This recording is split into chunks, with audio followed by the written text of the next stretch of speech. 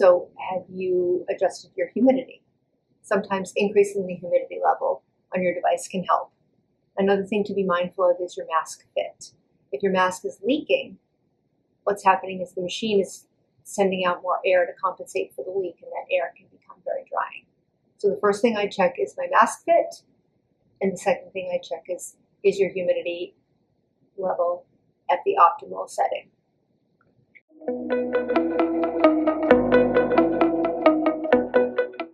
It's recommended that you wash your mask every day with warm soapy water. Be mindful of the soap that you're using.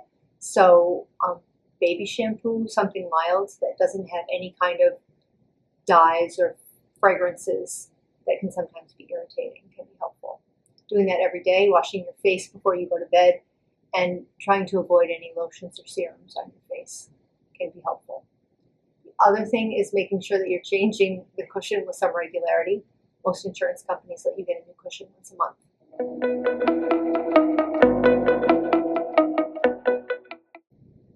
So we all get marks from our clothing. For instance, at the end of the day when you take your socks off, you may notice that there's a line. Just because you have strap marks doesn't necessarily mean that there's something wrong, but when you're adjusting the mask, you want to kind of be on that line between sealing and leaking. The CPAP mask doesn't have to seal like scuba gear, but we also don't want to hear a constant escape of air.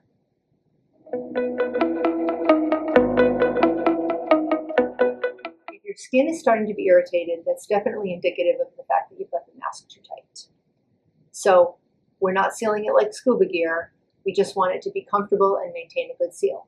So a nice way to think about it is like you're tying your shoes. You don't want your shoelaces so tight that the tops of your feet hurt, but you don't want your feet sliding around inside your shoes. So again, being on that line between sealing and leaking with your mask. Those Velcro adjustments are there so you can customize the fit so that it's just right for the size and shape of your head and face.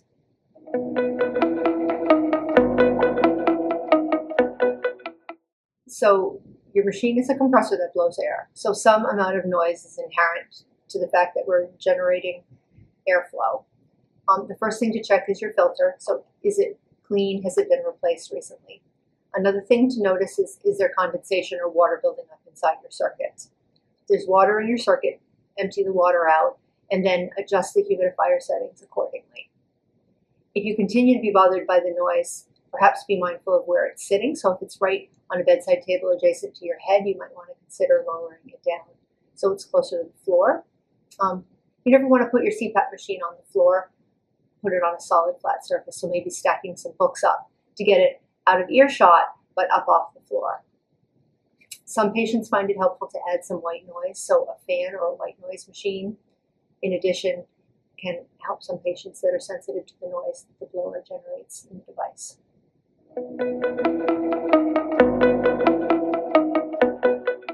The purpose of the humidifier is to increase the relative humidity inside your circuit. In some instances, such as summertime, when the dew point in the air is already high, we can't make the air more moist than it is. So fill it accordingly, but know that it's going to use less water in the hot, humid months of the summer than it is when it's dry and cold in the wintertime.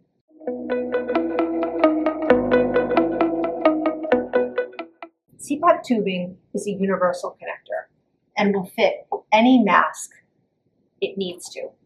However, each mask has a quick connect. So for this particular mask, it looks like this. For this particular mask, the quick connect is two little tabs that you pinch to remove the elbow. This one has an extension piece that belongs to this particular mask. The quick connect is there. This tubing attaches on top of your head, but still has a quick connect.